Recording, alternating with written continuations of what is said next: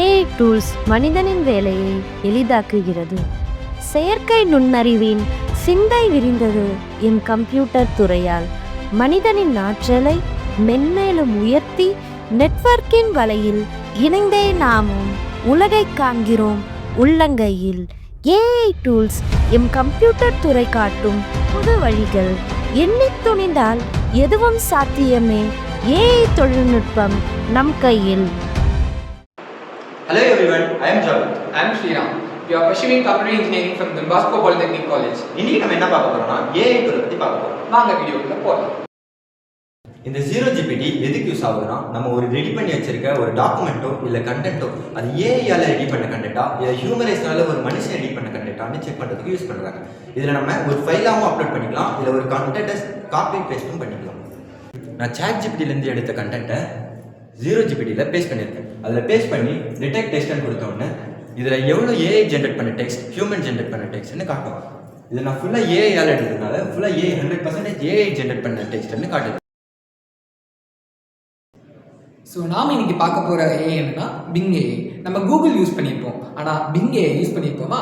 வாங்க பார்க்கலாம். இது ஒரு பவர் பை மைக்ரோசாஃப்ட். ஸோ இதில் ஒரு கோபைலட் இருக்குது, அதுதான் ஏஐ அசிஸ்ட் பண்ணுது.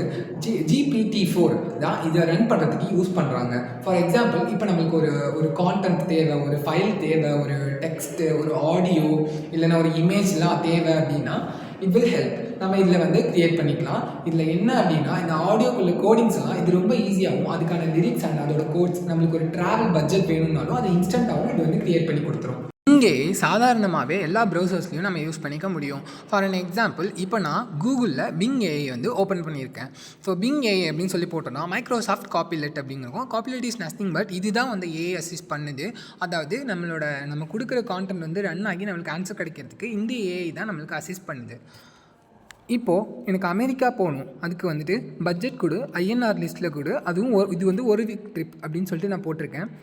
ஸோ இதை போட்ட நெக்ஸ்ட்டு செகண்டில் எனக்கு ரொம்ப ஃபாஸ்ட்டாகவே அது கொடுத்துருது. ஸோ ஃப்ளைட்டுக்கு எவ்வளோ, அக்காமடேஷன் எவ்வளோ, ஃபுட் அண்ட் டைனிங், அந்த சாப்பிட்றதுக்கு எவ்வளோ, டிரான்ஸ்போர்ட் எவ்வளோ, சிஎன் ஆக்டிவிட்டீஸ் சுற்றி பார்க்குற இடம் எவ்வளோ, விஷயம் அண்ட் டாக்குமெண்டேஷனுக்கு எவ்வளோ, மொத்தமாக எனக்கு எவ்வளோ காசு கொடுக்கணும், எல்லாத்துக்கும் ரொம்ப சிம்பிளாக கொடுத்துருது.